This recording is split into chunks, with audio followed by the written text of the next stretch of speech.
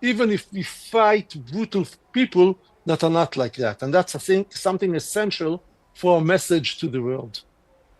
Right. Thank you, Mr. Turbas, for sharing your perspective, as well as the fact that how India and Israel are in the same boat when it comes to the fight against terror. We're going to take a quick break now. More news and updates on the other side.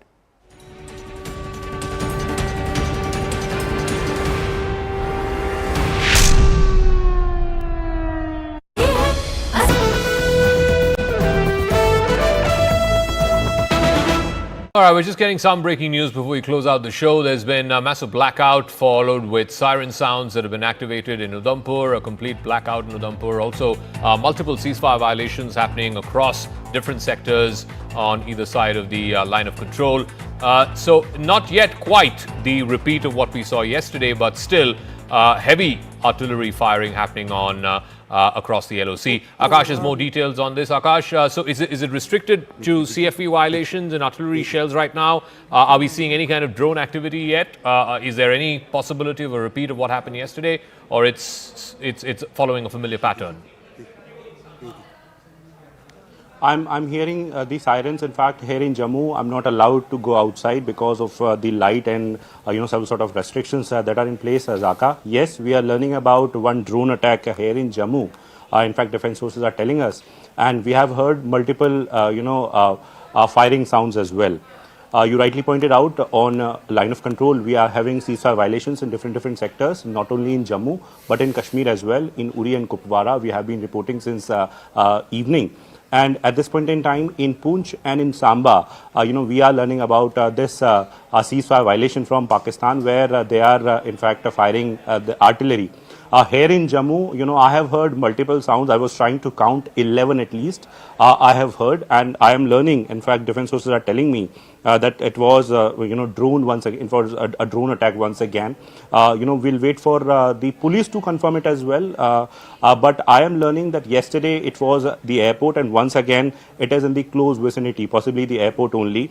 And agencies are in fact using the AD systems and AD guns to thwart these attempts. Once again, it is Pakistan trying to attack the infrastructure, and not only in Jammu. We have been learning about these sort of activities in different areas. Tejinder is reporting in fact about Pathankot and Samba as well. We have a colleague Anshul and Anvit in different areas as well. They have been reporting about blackout and sirens. But as far as Jammu is concerned, Zaka, so it is very important. It is the international border, though, but it's a very part of the sort of attack that was carried out in.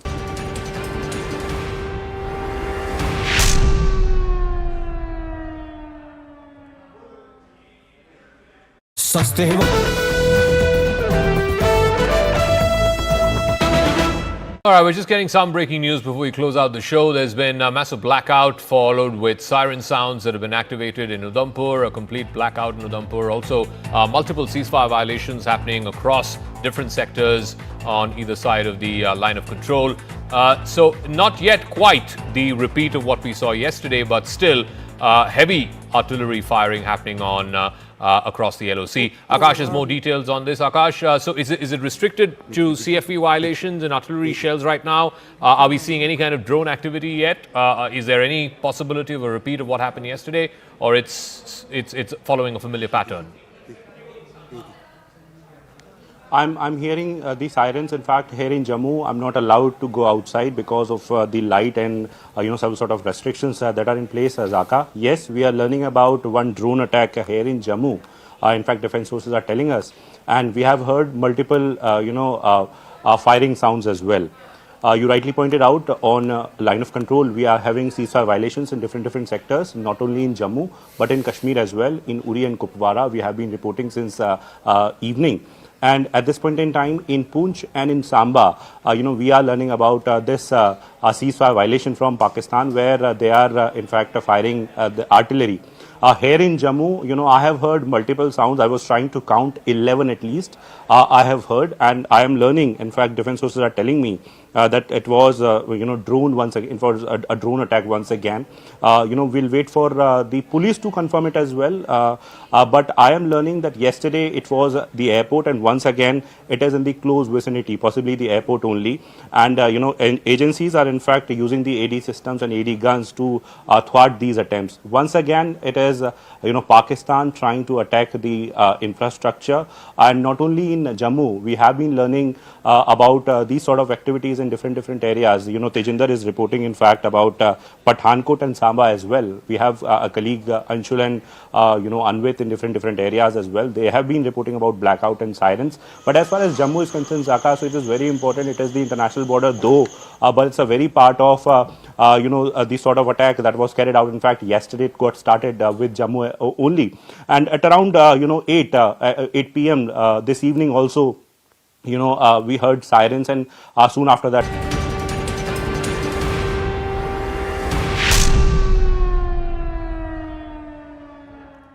A very warm welcome to our live and rolling coverage of the border tensions between India and Pakistan, as India gives a befitting reply to Pakistan's misadventures and even displays its technological edge.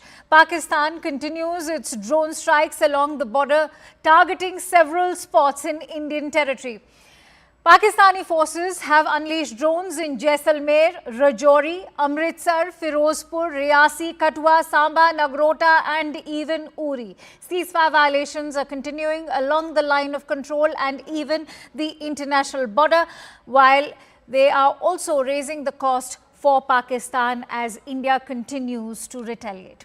In the recent IMF meeting, India has also objected to the bailout for Pakistan, saying the funds are being used for terror operations. India has abstained from the vote and the IMF has taken note. That's a big breaking input we are now bringing to you as far as putting or exerting that pressure on behalf of the IMF is concerned. Let's in fact bring you those breaking inputs. Top government sources are telling CNN News 18 that as far as IMF clearing a $1 billion bailout for Pakistan, India has abstained from the recent International Monetary Fund vote. This was with regards to the loan that was being doled out to Pakistan, not because it lacked opposition, but because the fund does not allow member countries to vote no. Otherwise, remember, India was all set to vote and cast a negative vote, but this time around, India has abstained. By choosing to abstain, here's the message. India has sent a strong message of disagreement. It has raised concerns over Pakistan receiving repeated financial support 28 times in the past out of 35 years, including 4 programs in just the last 5, without any meaningful reforms coming from these global economic institutions, primarily the IMF. India has also criticized the Pakistani military's deep role in economic matters and warned that the money could be misused to support cross-border terrorism, posing serious risks to global credibility and values. On that big breaking input, I am joined in by Siddhant Mishra, who will break down that big message that India has sent out while abstaining from that very crucial vote. Siddhant, first of all, many would want to know, why hasn't India cast a no instead of abstaining? This is where India demands reforms at the international institutions. In fact, talking about IMF, if you allow me, then I would like to draw a larger context to this particular development. So there is no vote policy at IMF. Perhaps a country with more economic might has more say, and in fact, decisions are largely taken on the basis of consensus. So India does not, India cannot, or any of the members cannot exercise no to the bailout, and this is the reason that India decided to abstain. Perhaps the IMF has also of India's abstention. And it is kind of a message which India is sending out to the world that, India has provided evidence, material, time and again. India has raised this issue that a country which is surviving on IMF bailouts perhaps is spending equal amount of money for its defense budget. Says about the priority of that country, etc., etc. And today again this happened. India, in fact, this issue was raised. India's abstention was also taken note by the IMF. But, as I said before, that again, this is where India demands reforms at the international institutions. Perhaps the terrorist state, which is directly involved in killing 26 innocent people, last month on 22nd of April, perhaps is again getting loans from IMF. In fact, because the bigger countries with the bigger economic might have supported this bailout again. That's very important, Siddha. I'm going to request you to continue staying with me. In fact, I'm joined in by Professor Brahma Chalani at the moment for more perspective on this. Professor Chalani, thank you for joining in. This is a big development, as Siddhant was highlighting and sharing the reasons why this is an abstention and not a no. Also, break down for us, how do you weigh in on the statement, which is a very sharp and pointed one that's come out from India? First, this IMF bailout approval has followed a staff agreement with Pakistan. So the right time to lobby with IMF was when IMF staff were negotiating with Pakistan. At that time, we did not raise a voice. What happened today was a pro forma approval. Once a staff agreement has been reached with the country, the IMF board normally, unless there is something extraordinary that comes to the notice of the board of the IMF, the board normally approves the staff agreement. So the lobbying should have been done much earlier. At this stage, it was very difficult for India, even with US support, for example, to block the staff agreement with Pakistan. The US administration, the present one, is quite India-friendly. They know that Pakistan is deeply involved in terrorism. The right thing to do would have been to lobby in January, in January or February, to prevent such a staff agreement from being reached. But actually, it goes back to the Biden era. When Joe Biden was the president, he began this bailout process for Pakistan. There was a big bailout that he helped secure for Pakistan. And then soon thereafter, he announced a $450 million deal to modernize and upgrade Pakistan's F-16 fleet against India. Look at the irony of it. On one hand, the US under Biden pressed IMF to bail out Pakistan because it was bankrupt or on the verge of defaulting. And then they signed a $450 million deal to modernize Pakistan's F-16 fleet without securing any commitment on counterterrorism. And even at that time, the Indian government did not raise its voice. So, we have a record of only raising a voice when there is a crisis that is facing India. So today, because of this military conflict, we spoke up, but it was too late. Thank you for making that very critical point, Professor Chalani. And I want to, also ask you about the entire statement that has come in. Do you think that statement is hard-hitting? Even though it is hard-hitting, as you said, that we seem to have already missed the bus at a time when there's a lot of chatter about how we can exert pressure on Pakistan through these monetary institutions, whether it is the IMF or even make efforts to bring Pakistan back on the FATF grey list. How is this move in your point of view? I think India needs to mount a sustained international campaign to spotlight Pakistan's nexus with terror groups. This tendency in India to speak up when there is an act of Pakistani-sponsored terrorism, or there are tensions along the border or the LOC, that's not the right way. You have to do it on a sustained basis. You have to then press each institution. For example, the FATF allowed Pakistan to exit the grey list. At that time, India could have built a coalition. Of course, the Biden administration, along with China, helped Pakistan to exit the FATF grey list. But you have to start building a coalition months ahead. And you can't do it just when FATF is meeting. Similarly, in the case of IMF, you can issue any statements that you wish to make, but to pressure IMF, you have to build a coalition. You have to build a coalition because India is only one important country in the IMF. It doesn't have a veto power in the IMF, Okay. but certainly it can help build a coalition. You know, that's another very important point that you made, Professor Chalani, and that's the point that I would like to take forward with Lieutenant General Iyer, who's also on the broadcast with us. He's the ex-chief of the staff at Northern Command, and I'm also joined in by Captain M.J. Vinod, who's a defense expert. Many thanks to you, gentlemen, for joining in. But if I could bring in Lieutenant General Iyer, sir, that's an important point that Professor made, and that's why if you go by the consensus, as they say, that unlike the UN over here, as far as the IMF is concerned, the vote goes by the economic power that each country wields, which means that the United States has a significant sizable vote in the IMF. What is one to make at a time when the United States is maintaining consistent engagement with New Delhi?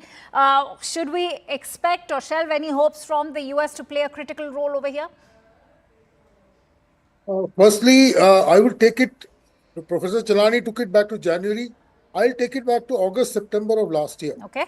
It was around that time when, they got out of the FATF grey. They were one of the major contributors of ammunition to the Ukraine requirements, which was something which Biden administration was pushing. So they were like Biden's gang at that stage of time. And by the time the elections happened in the US and the new administration came in, and it was too late because this IMF bailout had already passed that staff test. Thereafter also, till the month of April, there was no other significant reason for us to start pushing for putting them on a grey list, as well as, getting this bailout out. So to some extent, we have been trying for the last 2 weeks, but 2 weeks is not an adequate amount of time. And let us have trust in the current American administration. They are well abreast with the kind of activity that is happening in Pakistan. I am personally very sure that next time when it comes up for the FATF relisting, Pakistan will find itself into trouble. My only piece of concern is 2 weeks down the line, though we have accused Pakistan of this Pahalgam incident, we have to back it up with real concrete evidence. Yes. That is somewhere we need to work much harder. We have to connect the links between what happened in Pahalgam to the Pakistani administration. And by the time they come up for the next set of loans, it should be very clear that Pakistan is a country which is fostering terrorism once again, and they deserve to be treated in the manner they were treated last year. And the third thing I would say is $1 billion in the current scheme of things, we should not get too much worried about.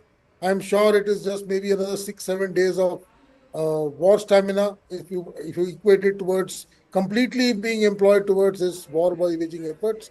And should this conflict go any further north, and we find ourselves into a limited or a long-drawn engagement with Pakistan, this $1 billion is not going to last.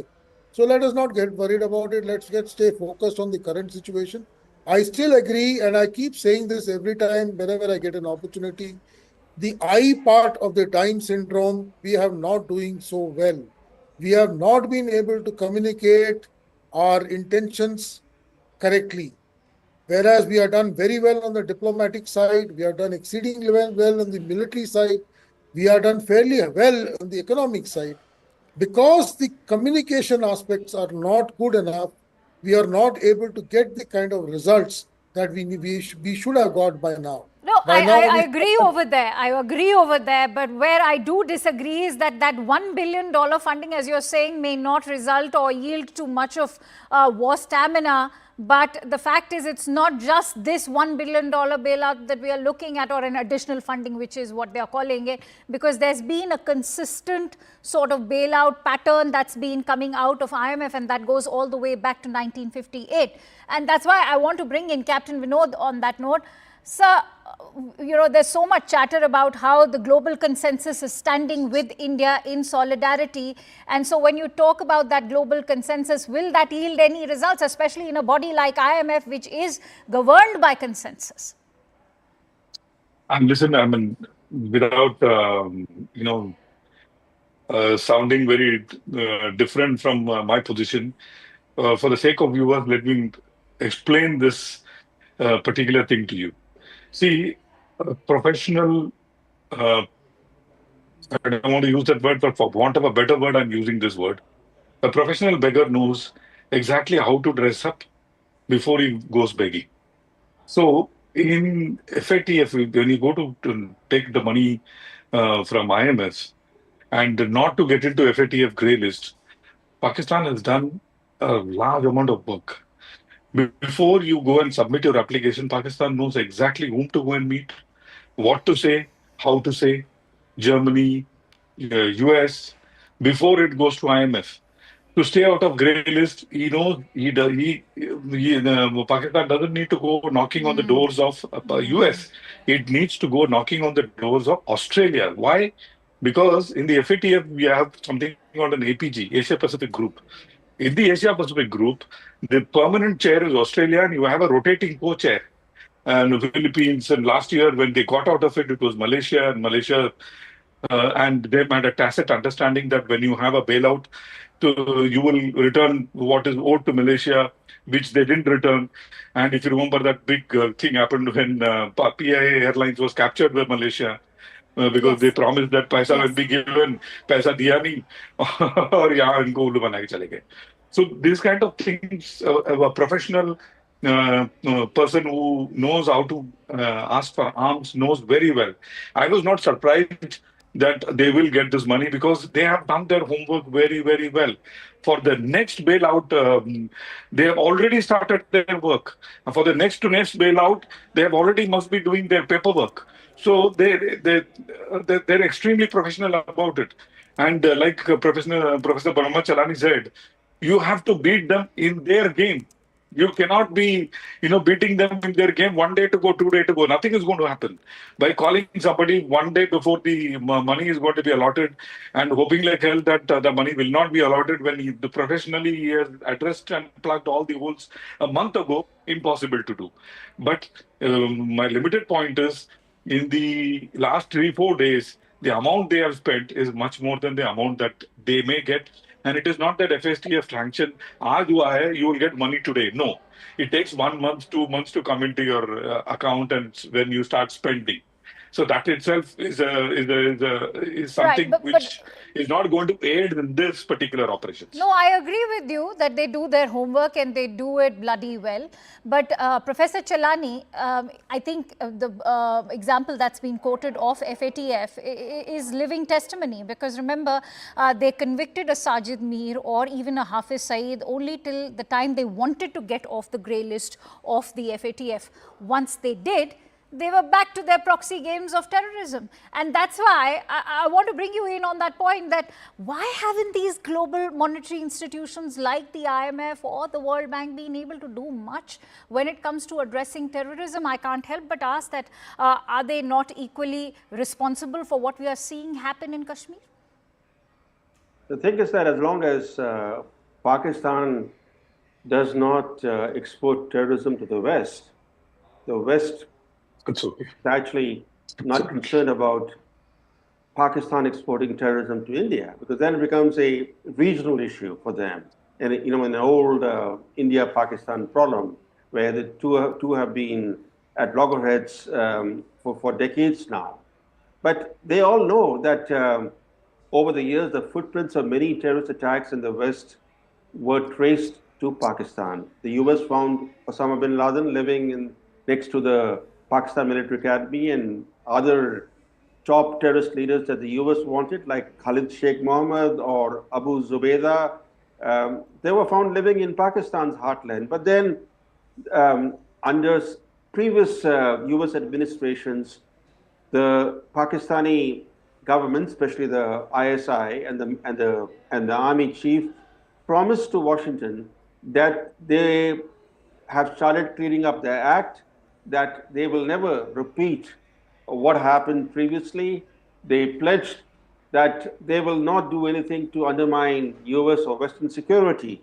So with those assurances and pledges, the US, under some administrations, for example, under Biden, resumed cozy ties with Pakistan. And we saw how Biden, for example, really helped Pakistan secure the first IMF bailout, then managed to get Pakistan off the FATF grey list, helped modernize Pakistan's F-16 fleet, while we didn't really press our case at that time. We did not.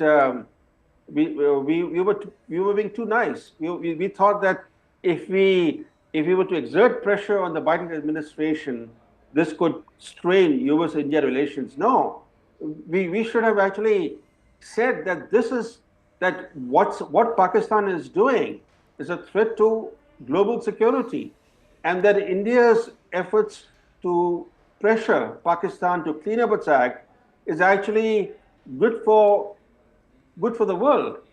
It's not just an India-Pakistan issue. It's actually about international security. The IMF bailout, and this is there was a big bailout that was initially supported by Biden administration, and Yes. now we are now in the second bailout. Yes. But the IMF bailout is actually great leverage for the US, because as you rightly point out that the US has a virtual veto power in the IMF, and Pakistan needs the IMF bailout, not just because of the amount of money, because the IMF bailout allows Pakistan then to secure loans from elsewhere. For example, this latest release of $1 billion, this immediate release, $1 billion are being released to Pakistan And now. we all know where it's going to go. Yes, but more importantly, because of this $1 billion deal, Pakistan now will be able to secure additional billions of dollars from Saudi Arabia and China. They were waiting, China and Saudi Arabia were waiting for this IMF agreement. And now $1.2 billion swap deal with China will go forward, and there will be another major package from Saudi Arabia. All right, I think you've made another very critical point. Lieutenant General Iyer, how do you weigh in on that? That actually does sound alarm bells at the moment, because as we've been talking about, India has also stated it in the IMF that the Pakistani army, the military, has a lopsided sort of sway over the economy in Pakistan and how the funding is going to be utilized. So that indeed is a cause of concern now, even if it is just going to be slightly over $1 billion. I can't agree more with Professor Chalani. It's covered almost all the facets of this bailout. My only point here is whether this bailout came or not. The funds flow from both China and Saudi Arabia, if not through the front door, from the back door, would have continued. But this does give them legitimacy to now push through loans. These are ultimately loans. Like Pakistan, somebody said, Pakistan budget is, every budget tells us what is to be repaid and where the loans are going to come to repay the next year's, next year's budget. So it is a kind of a continuation they are living in. They are living in dangerous situation. No country would like to, have so much of external debt as Pakistan is. Their economy is in shatters. A war of maybe even 15 days is going to make their life miserable. They just cannot afford it. And I am very sure this 1 billion, like Group Captain Augustine said, it is not going to be of much use. A couple of jets going down and this $1 billion worth will, get covered over there. Possibly in the last 4 days, they have taken losses more than $1 billion as it is. But that having said, unfortunately, we are making Pakistan India-centric. And that is something we need to tell the world that the problem is not just going to be in India. Tomorrow, this epicenter of terror is going to bite everybody. Somebody said, keep snakes in your backyard and they're going to come and bite you. This point has to be rubbed into the Americans. 9/11 happened because there were people who were, raised by the Americans in the 80s. They came back and bit them in the late 90s. The same thing can happen through Pakistan in some stage of time. This has to be told to the Western world, and that's why, again, I said we have to be much more active in the info domain. We have to be ballistic in the info domain. Our people should be able to communicate the points of view, our troubles, and also tell the world what is going to hit them later. We can survive, but will this be harmful to the world has to be told. And the last point I would like to add here is possibly in the later half of last year and early part of this year, we were too focused on China. Our entire interest was trying to find a way to de-escalate with China because it was running into the third or fourth year. We were still worried that this is something which, and possibly we neglected Pakistan as possibly something which is not of importance to us. Okay. And I guess because I remember I've been in service and in an operational command, and we were literally only focused towards the north, and we're not looking in the west at all. Okay, I guess, Captain Vinod, I want to bring you in. Lieutenant General Iyer and Professor Chalani both have highlighted how India's homework should have begun much earlier, and perhaps we had distractions at the LAC as well, which perhaps kept us more focused on China front. But now that the Biden administration is gone, you have an administration which is more serious about tackling terrorism, something that we can stand by with the arrest or the extradition of the Havorana. What, in your view, could sort of perhaps expedite the US support when it comes to, tackling or exerting greater pressure via institutions like the IMF? Great question. In fact, just tell the viewers, their foreign office, the Section Affairs office equivalent of ours, has a separate division which is looking at only IMF loan bailouts and the paperwork and everything. There are a whole lot of people working in that particular department who are only looking at this. Now, let me draw a simile because I'm being a military man. You say you stay across Amritsar, they deploy one division or two divisions of force. Will you keep quiet? You will also deploy one or two divisions of force, isn't it? Similarly, in our External Affairs Ministry, we should, maybe they will learn a lesson. We should have a separate division continuously working to get these buggers into grey or blacklist, all the time. Career, officers should be working permanently to get these guys, give the guys what they deserve, which is blacklist. Else, it is going to bite us badly. And like Sir said, a couple of years went by when we lost focus on Pakistan, which is we are paying dearly for it. And I'm mincing no words. Even today, I think we are not giving it back to them as much as they deserve it. We can and we should, is my feeling, but then there are better brains taking better calls, so I'll leave it to their judgment. Otherwise, what we are seeing on the screen, we should not be seeing on the second or third day. No, I agree. Why were we waiting for a 22nd of April for the situation to have arrived to this point? But Professor Chalani, take a moment to weigh in on the reliance that Pakistan has had on the IMF, which goes, I will again say, it's gone over for decades. 1958, I have the entire list of all the bailout fundings that have gone. And it all began in 1958, 8th of December to be precise. And I can't help but say that, if it is about snakes in the backyards, when will they stop, in fact, harboring these snakes in the backyard? You expect better from the Trump administration. Two things stand out. This IMF bailouts for Pakistan began during the Cold War, when Pakistan was a surrogate of Western powers. So it was easy for Pakistan then to secure IMF bailouts. And once you get one bailout and you don't do your reforms, you become more and more dependent on IMF. Let's say, getting IMF money is actually quite slippery for many countries because IMF imposes conditionalities that are pretty tough. And once you get into the IMF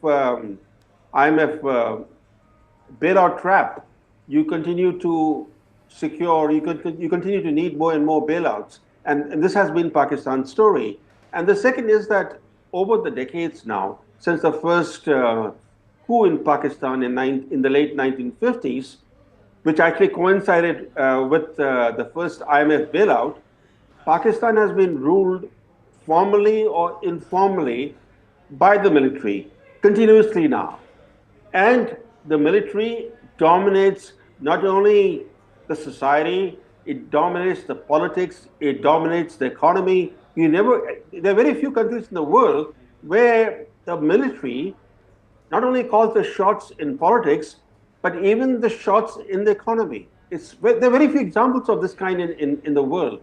So Pakistan is a very unique case. It's an abnormal state where the military and the intelligence agencies are not even accountable to the government in office. For example, today, the way the military operates, Shahbaz Sharif is only the surrogate of General Munir. So this is a very abnormal state, and that's the reason why, to answer your question, this dependence on bailouts has never left Pakistan.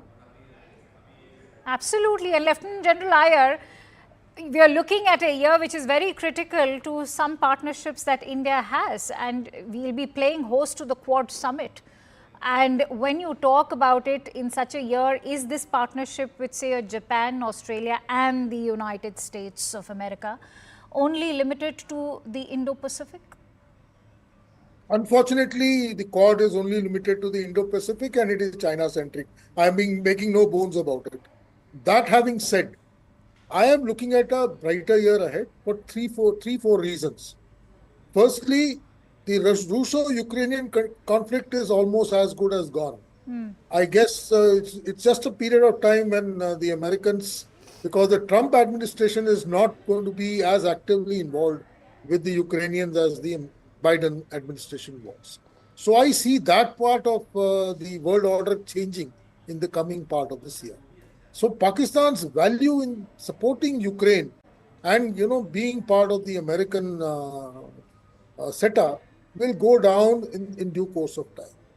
The second thing which Pakistan has done over the last 1 month, and they have been somewhat been able to play it down below the radar.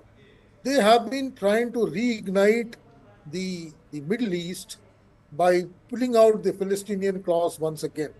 Even I saw even during the PSL games, they had these save Palestine kind of things coming up, or crush Israel kind of things being taken up. I guess we did not catch that. We had a wonderful opportunity to play it up, but we did not. There is still an opportunity because Pakistan still relies on a lot of support from the Middle East. It feels that since it makes a cause for the Palestinians, the Middle East, especially the Saudi Arab and the Emirates, will come to its support as far as finance is concerned. Unfortunately, the last few months have seen the Saudis haven't played ball with them in exact manner. I was about to come to that. Yes, go on. Professor Chalani mentioned that possibly after this bailout, there could be a difference. Well, I want to see it to believe.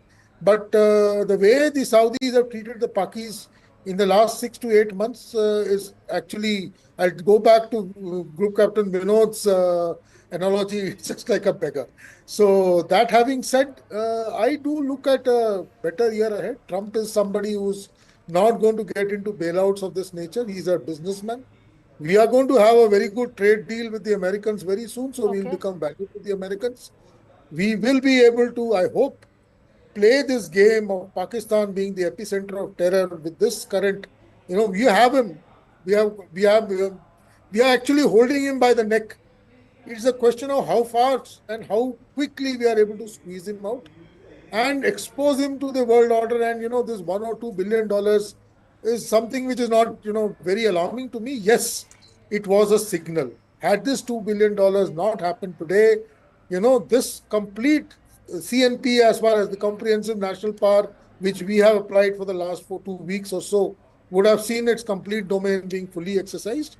That notwithstanding, I'm sure When the Indus water doesn't come in time, his crops are going to suffer. He's going to face a lot of problems. Otherwise, his stock exchange has crashed. So he's into a lot of trouble as it is. I'm sure he's going to face massive floods in this monsoons because he'll not be able to regulate water because we are not going to give him any data of the kind of water we are going to release. So his standing crops are going to go down. He's going to face a lot of trouble. I'm seeing bad things happening to Pakistan in the next 5 to 6 months. No, I agree with you, Lieutenant General Iyer, but you know, today is also a wake-up call for India, and that's why Group Captain Vinod, I think when you're talking about global support, glad that Lieutenant General Iyer talked about Saudi Arabia. I want to bring you in on the kind of good offices we share with OIC nations. In fact, just a day ago, we had the foreign ministers from Saudi Arabia and Iran very much in New Delhi. So when you talk about our own consistent engagement with OIC nations through our own economic partnerships, whether it is with Qatar, Iran or Saudi Arabia, even UAE, can we not expect them to also come to our aid and rescue when it comes to exerting pressure via these institutions? Absolutely. In fact, if you look at a decade ago or maybe more, YC willy-nilly was, most of the nations willy-nilly was against India. Today it is not so. In fact, most of them have given awards and such. In fact, Prime Minister was in Jeddah. He was in Jeddah on 22nd, which happens to be the headquarters of OIC. Oh, yeah. So people the world is realizing the strength of A, our leader, B, as a country, us. And C, they are able to see that every time the Sharif comes, he's only coming, I feel sad for him.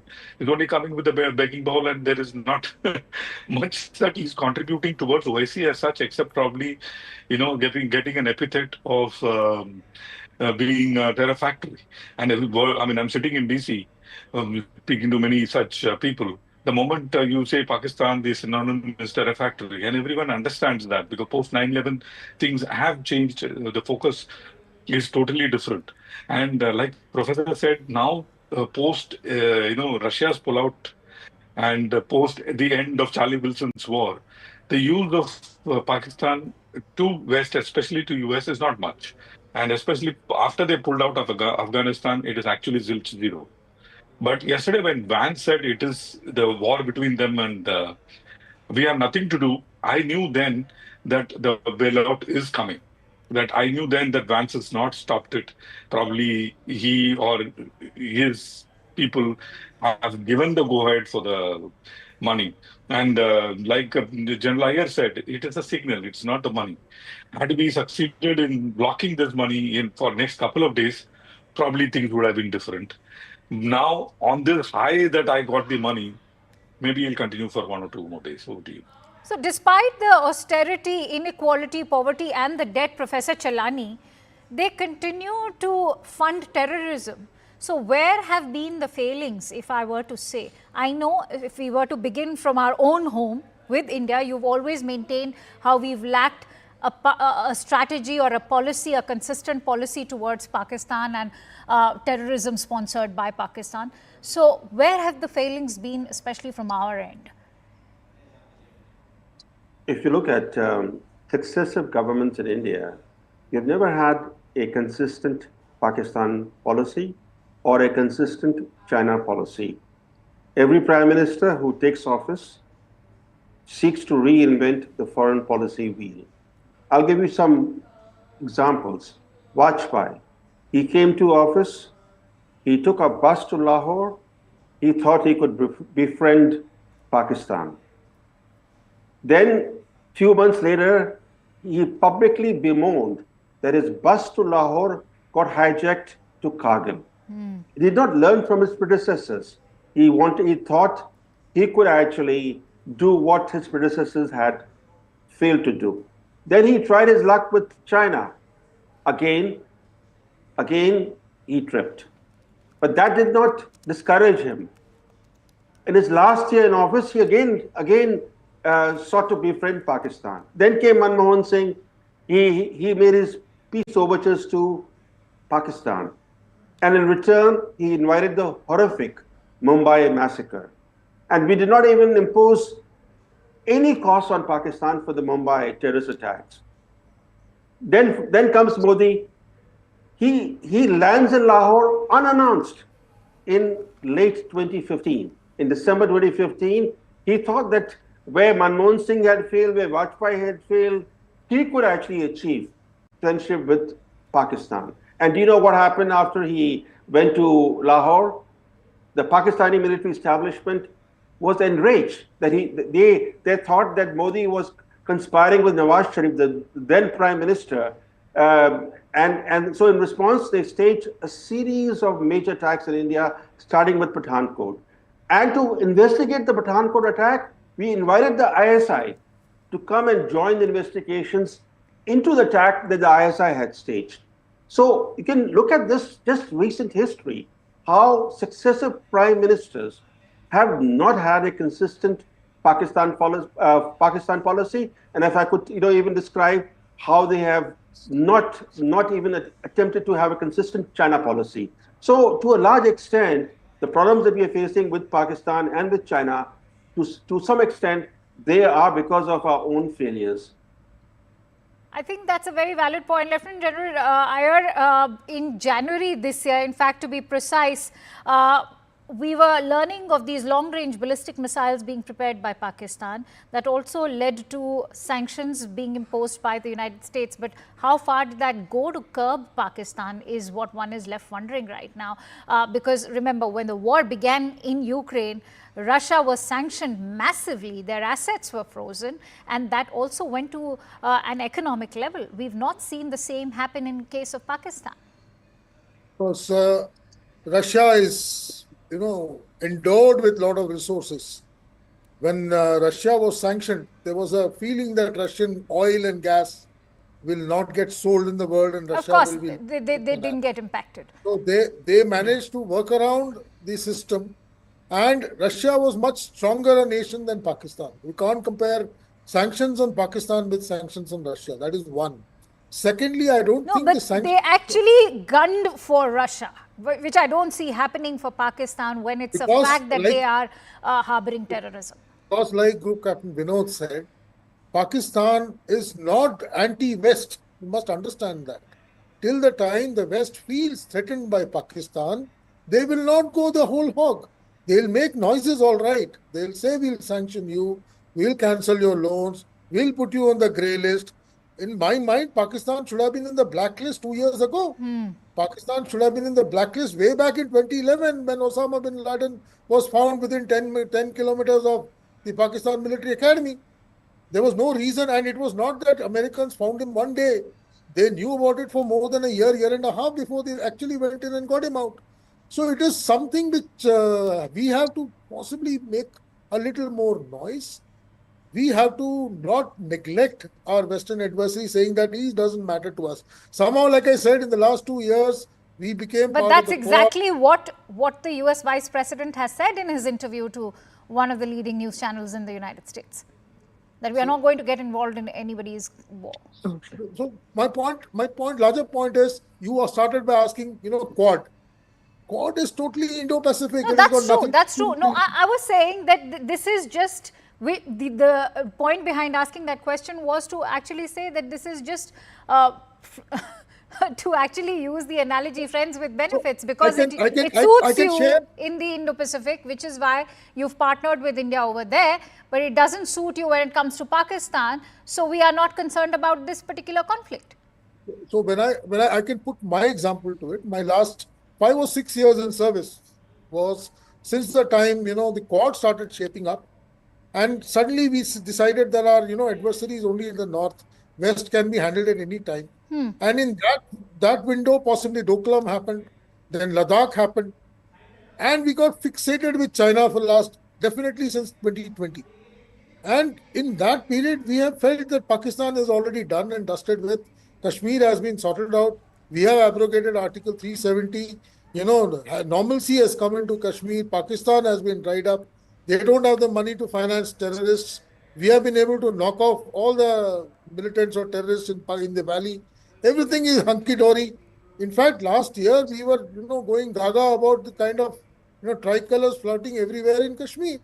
we actually neglected Pakistan and his hold in some kind of such freak events inside Kashmir. And he's been able to, call the bluff and put us into a position that we are in today. I guess we need to ensure that all our, vulnerabilities are taken care of with equal amount of importance. And we can't just concentrate on one part of the world and be part of a world body just because the world feels that China is the next threat. All right. I feel, yeah. I think you expanded it well. Group Captain Vinod, if you were to look at sanctions coming in from the United States, that's precisely the hypocrisy that I'm talking about. Whenever it comes to nuclear armament, that is a direct threat to the United States, but not terrorism. See, let me tell you something, very simple analogy so that the viewers understand. See, for maintaining a consistent policy towards Pakistan is extremely, extremely important. Let me give you an example from my own home. My great-grandfather was Nambudri. Before he converted to Christianity. But before he did so, in our Bhagwati temple, he has written and gone, this is how the marriage, padati jo hai, he has written and gone. Now, everyone may disagree. But down the generation, we had to get married in that mandir, in the procedure that he had written and gone 500, 600 years ago. So that is how it should be. Your presidents and prime ministers can come and go. Your policy has to be consistent because everything else now stems from that particular, selection and maintenance of aim. That is point number one. Point number two, and very important issue is that we need to understand ये जो peace का चूरन जो है ना ये पाकिस्तान के साथ बिकता नहीं है. They have shown it to us umpteen number of times. You can be peaceniks and go them and tell Babar, go back 8 times. The 9th time he'll come back and make a Babari Masjid. And that we have seen. And if we have not learned from that lesson, I think there is something seriously wrong in our psyche. We have to, change our thought process that the peaceniks and peace ka churan does not work with Pakistan. Pakistan, understand, Gadwali mein wife se Gadwal mein kahavat hai. थोड़ा मारे बहुत रोए बहुत मारे चुप तो इनको ना बहुत मार के चुप कराना पड़ेगा. That's the only way they will learn. There is no other way they will learn. Clearly, because the financial sort of investments are just a mirage for the global community, and that's why I think I just want to have closing thoughts now, and that's why, Lieutenant General Iyer, I want to ask you, what will end this cyclical nature to the IMF bailouts which we've seen happen for over 7 decades? Before that, I just want to add one thing to what Group Captain said. When Pakistan lost the 71 war, they never accepted that loss. They have been trying to find at least one small occasion when they can, redeem it. Unfortunately, whatever they tried, whether it was Zia or thereafter it was Musharraf or now this gentleman, they never forget it. It's something I equate it with India beating Pakistan in ICC cricket matches and always beating them in all wars that they have fought with us. They can never win. As far as the IMF bailout is concerned, I felt had this bailout not happened today, he would have had to off-ramp it in a day or two. He had no other choice but to get off the horse. At this state, he could not survive. This particular victory of sorts which he will claim. Yes. I am sure DG ISPR is going to go gaga about it. All his briefings will be talking about, how the world order does not see Pakistan as a terrorist state, that he's been able to get, vindicated by getting the bailout. And that's why I was highlighting that it's beyond just $1 billion, There are ramifications to it. The only good thing that happened is we didn't vote against it, we abstained. That was one way of, registering our protest, but not because otherwise we would have given even more scope to try and tell people that look who voted against us. Abstaining a vote does not mean that you're necessarily against.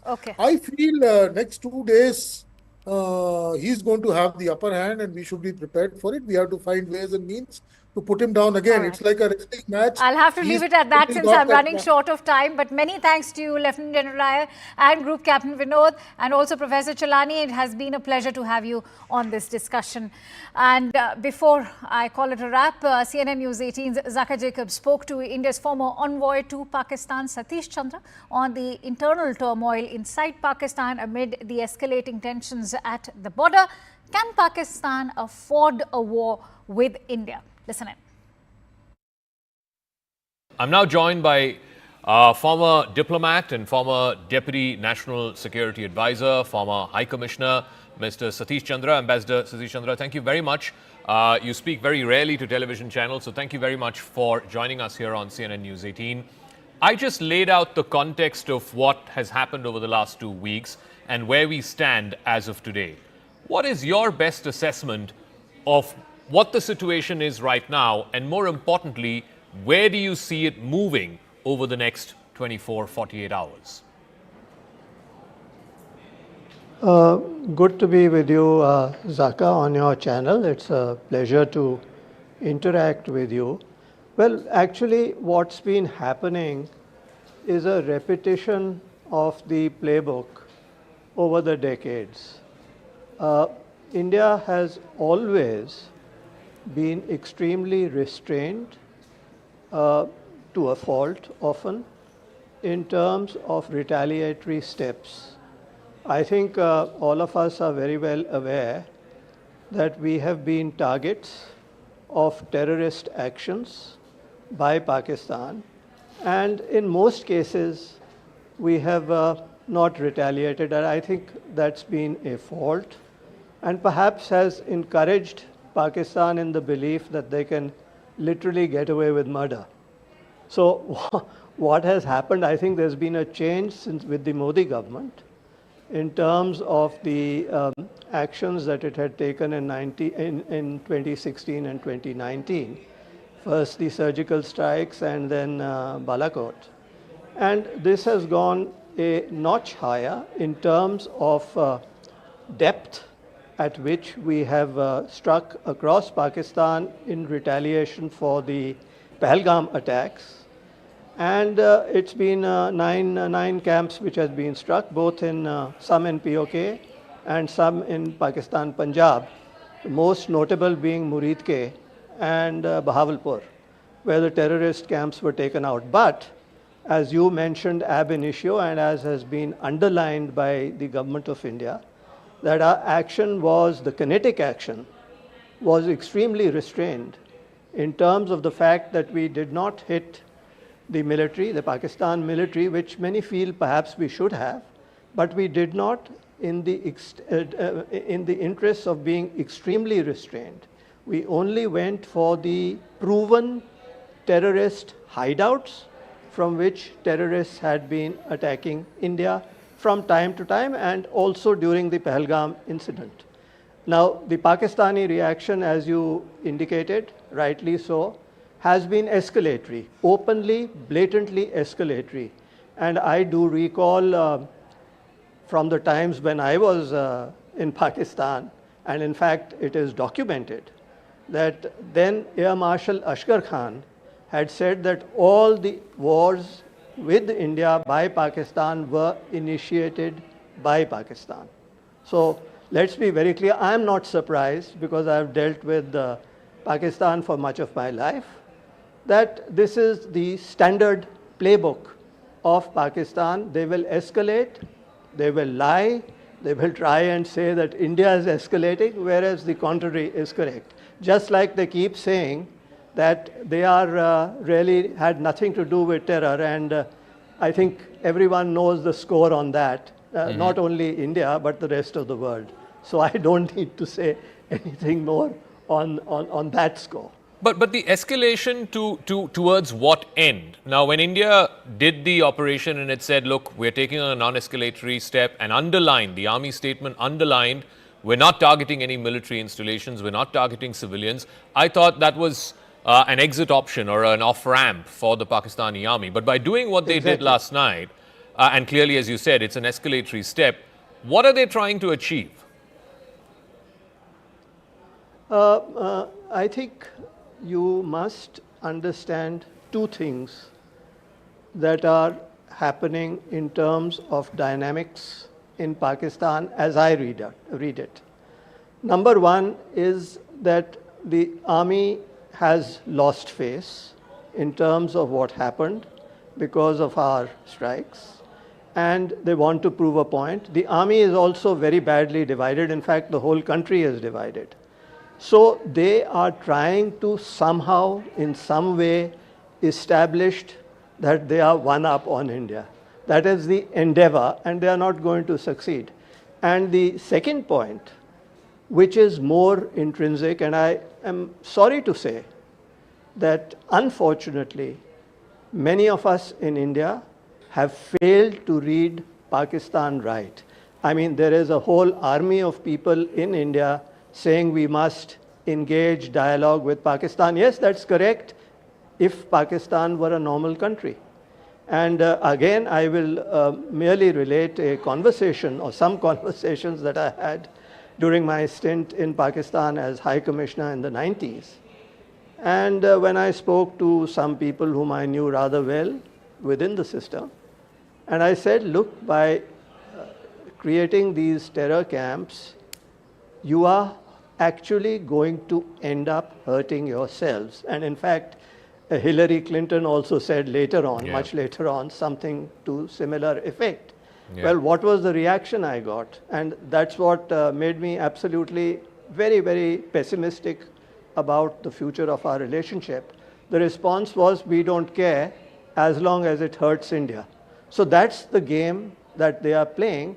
But, you know, clearly they are not going to, in quotes, win this.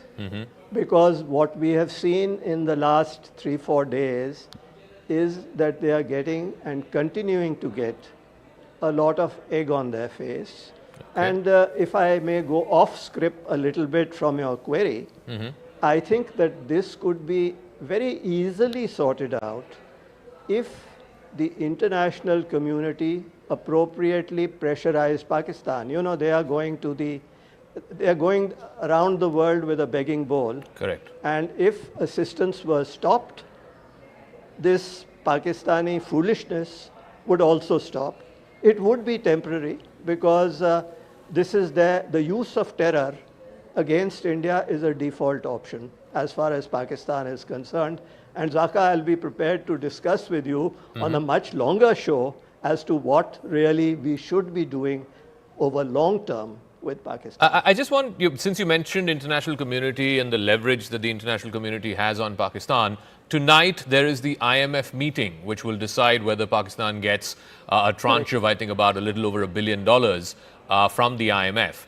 That is straight up leverage. Why is the international community not saying that, look, we're not going to give you this money until you correct your behavior? You are absolutely right. If this is the 25th time, I believe, that Pakistan has gone to the IMF for bailout. They are living from barely hand to mouth. And it's not only the IMF. It is our friends in the Middle East as well, the Saudis, UAE, and you name it, who are, I'm not going to talk to the Chinese because they have another ball game at play. But the rest of the world, yes, if they were to tell Pakistan, you continue this and you're not going to get $1 more, you'll see this stopping. And, but this is the reality with the international community. That's how they are playing it. It's unfortunate, but this is a reality. And I have always believed that at the end of the day, it is up to India, which will have to sort this out with Pakistan itself. Yes, we should do what we are doing. I know we are also going to be, because we are prominent members in the IMF and the World Bank and so on, and in the international community, and our weight is much, much greater than what it was at the time when I was in Pakistan in the 90s. And so we will have a say, and we must have a say. But I may also add something which people may not have paid so much attention to, which is what I have long advocated, that actually, at the end of the day, we have used our Brahmastra, which is keeping the Indus Waters Treaty in abeyance. This is something which I have been advocating in somewhat similar form over 2 decades plus. And I think that is what will ultimately make Pakistan, in the longer term, even the medium term, bend. They will have to do that because otherwise that country can be destroyed. All right. And just one final word again on the international community and the IMF meeting, because the United States is the single biggest country which has most weightage at the IMF. They have 17%. Anything above 15% means that, you know, they have a veto power. Yes. And today you must have heard what the US Vice President J.D. Vance said. This is not our fight. We're not going to intervene. It's up to India and Pakistan to sort it out. Why do you think the US is taking a sort of hands-off approach? Well, frankly, I didn't see that statement, but what you say, you know, you can interpret it in many ways, which means that we are not going to intervene either against you. And in the past, pressures have been brought on India as well. So I'm not terribly unhappy, frankly. This is my personal view about it. And they have said this, but behind the scenes, it remains to be seen whether they can and they should. In fact, I think they must.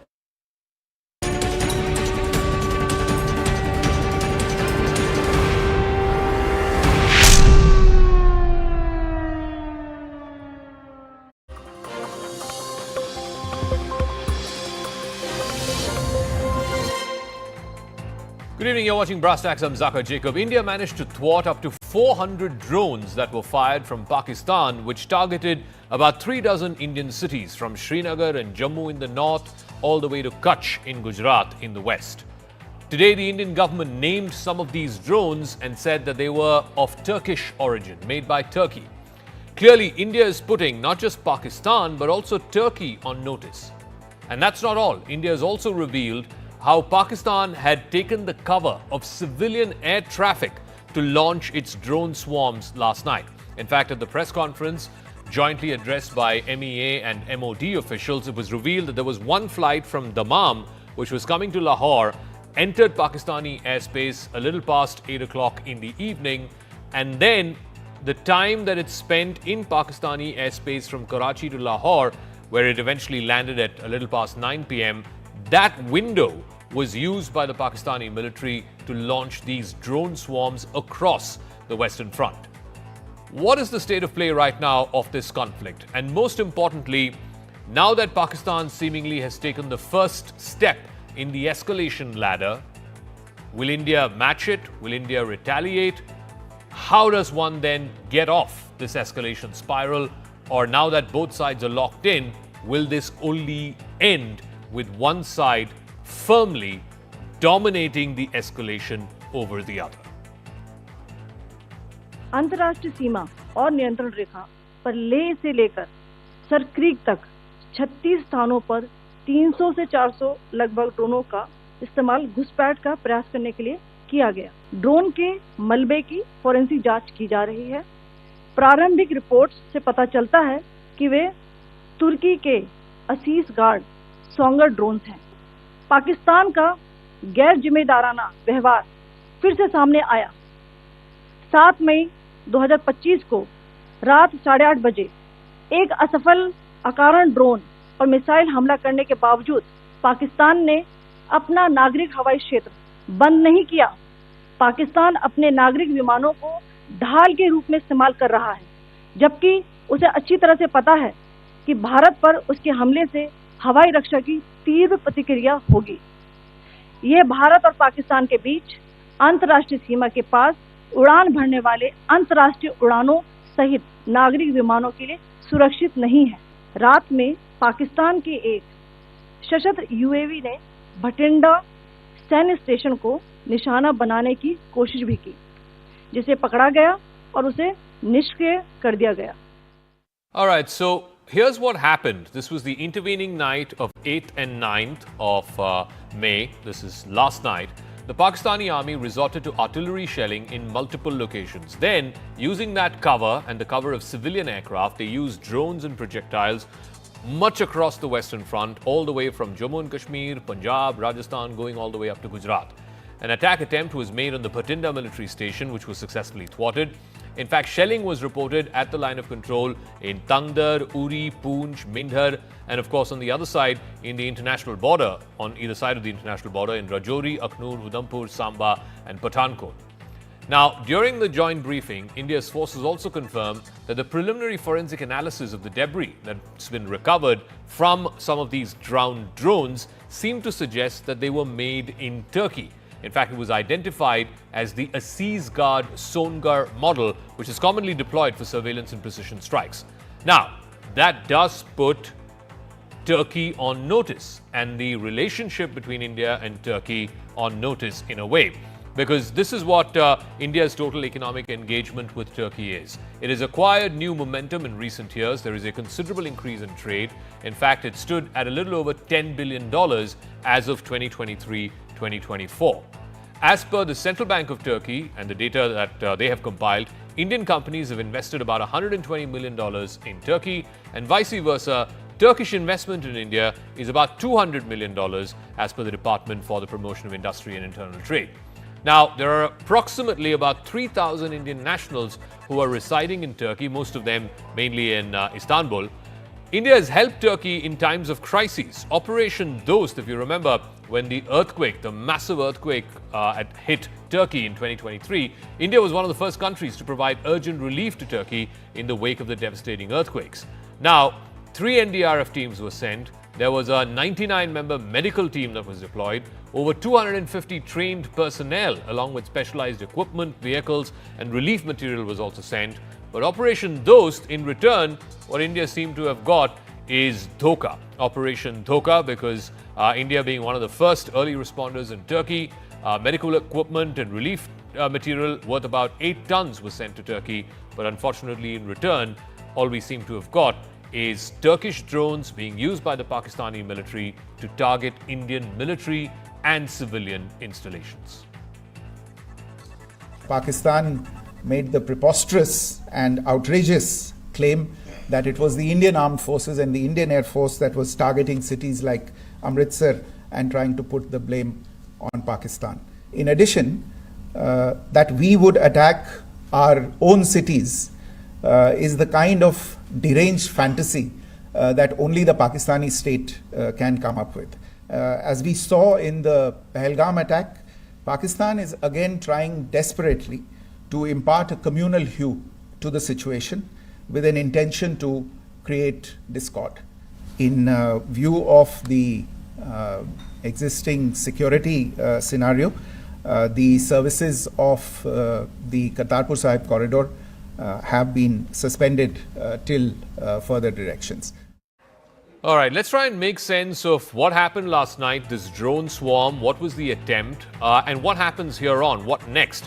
Lieutenant General retired D.S. Huda is former Army Commander of the Northern Command of the Indian Army. Thank you very much, sir, for speaking with us. First things first, I want you to make sense for our viewers of what was Pakistan attempting to do last night. The swarm of drones, now we know 400 of them were employed over 30 plus Indian cities from Srinagar all the way to Kutch in Gujarat. Could this be characterized as, Pakistan climbing the first rung of the escalation ladder? So, my own sense is, Dhaka, from a purely professional point of view is, this was a probing kind of an attempt to try and see where the vulnerabilities are, because they have attempted this at more than 30 places. See where our air defenses are active. See whether they can find some vulnerabilities that they could attack. Fortunately, the air defense systems have reacted extremely well and made sure there are no casualties. But I see this as a preliminary attempt that in case we have to do something, we have to retaliate, can we find some weak spots in the air defense architecture of the Indian military? I would say this is how they have done this attempt at so many places. starting right from Leh, as was explained in the briefing, right down to Kutch, is to try and expose weak spots in our defensive architecture. I'm curious if you want to comment on what the army colonel Colonel Qureshi said about this being Turkish-made drones. Is there any light that we can throw on why they're using Turkish-made drones? Because it's quite rare for the army or the government, for that matter, to call out the country of origin where these drones were made. No, so I think the calling out the country has been with a purpose. So we know that much of the drones that Pakistan military possesses are of Turkish origin, and I think. If you look at the statements that have come out, after Pahalgam and after India carried out Operation Sindoor, two countries stand out for their sort of unequivocal support to Pakistan. One is China, which I think has still been measured in their statements, but Turkey has come out very, very openly in support of Pakistan.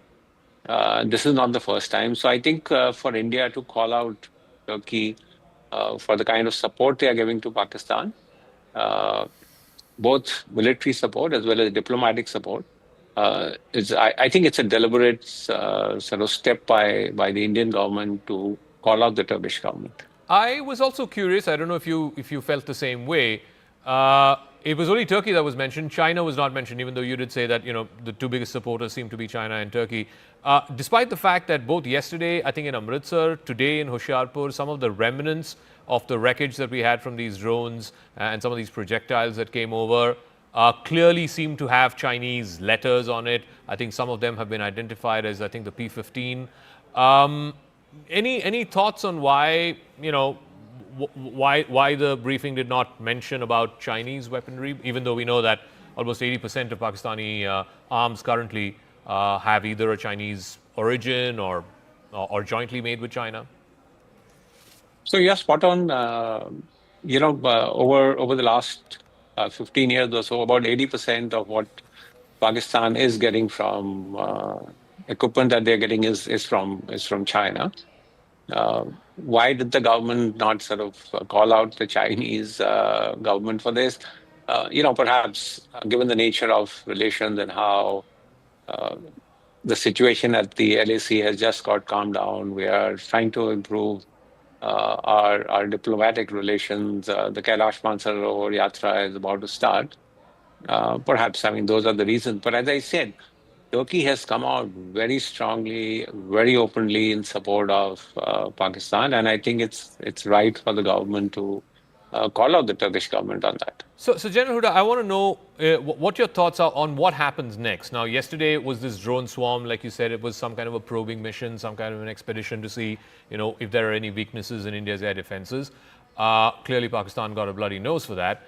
But these were all drones or projectiles without any explosives, without any kind of warheads attached to them or explosives attached to them. Is the next step going to be that they will have projectiles or drones with explosives, and then what happens after that? Do we progressively go up the ladder? You have short-range rockets and missiles, and then eventually start scrambling fighter jets and so on. Is that the trajectory? See, I see that as the trajectory. If we think that what Pakistan has done last night and the fact that we've countered them is an attempt to sort of de-escalate the situation, I would sort of be cautious about making that assessment. I do see, and we should be prepared for further action from the Pakistan military. Now, what form and shape it takes, whether armed drones are used, and they could well be used in a standoff role, or Pakistan attempts to use aerial power. We are already seeing extremely heavy firing that's happening on the line of control.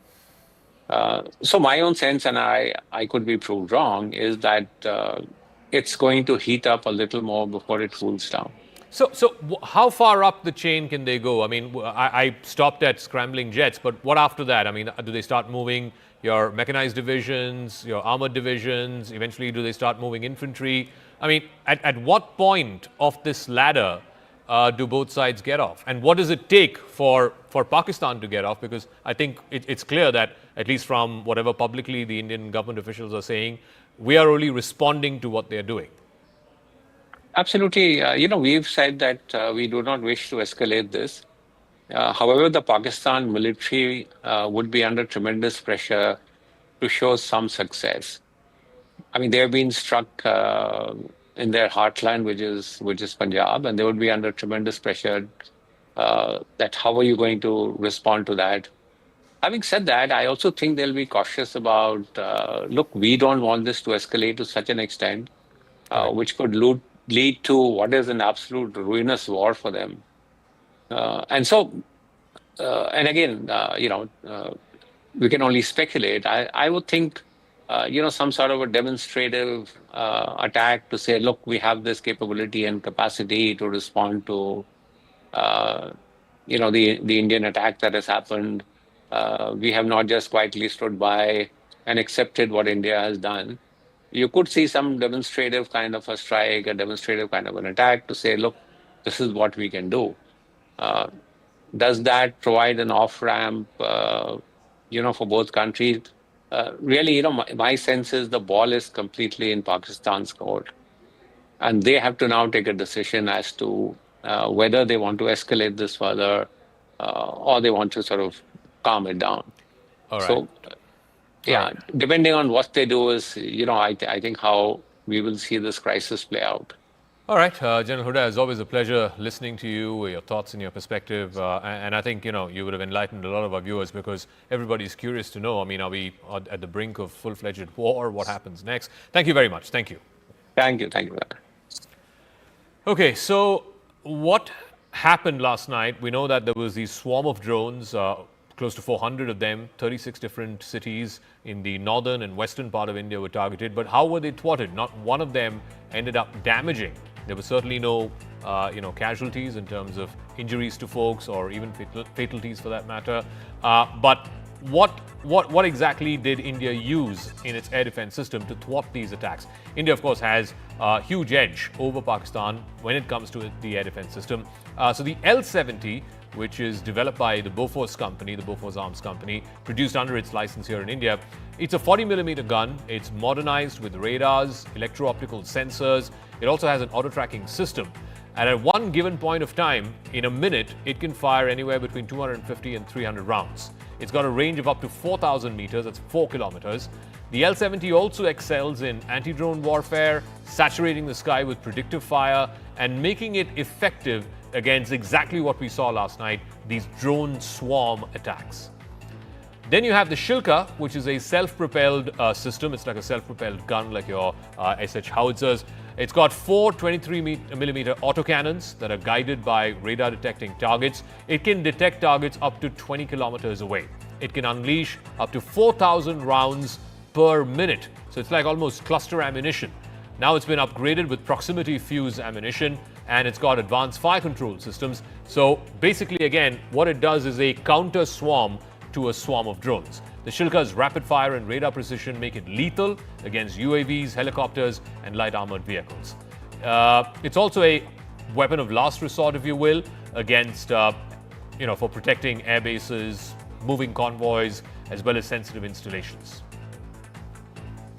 Now, the big question that's being asked is, can Pakistan, and clearly it's Pakistan that's climbing up the escalatory ladder, but how far can they go? And can they afford to do this economically?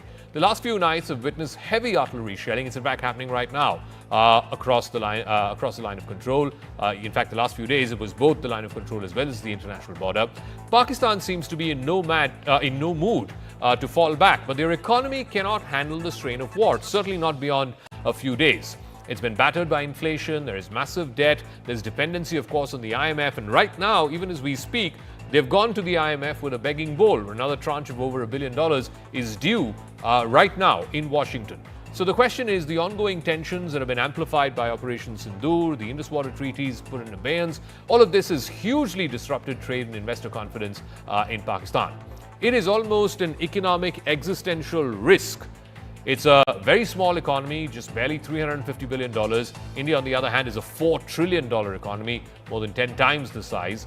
So a $350 billion economy does not have the shock absorption capacity, whether it's kinetic action or whether it is these trade bans and water shortages. India, like I said, is now the 5th largest economy, poised to become the 4th very soon. It's positioned to absorb the cost of the conflict much, much more. It's got $680 billion in forex reserves, which is twice of the size of the Pakistan economy. There is very, very little reliance on Pakistani trade or India-Pakistani trade.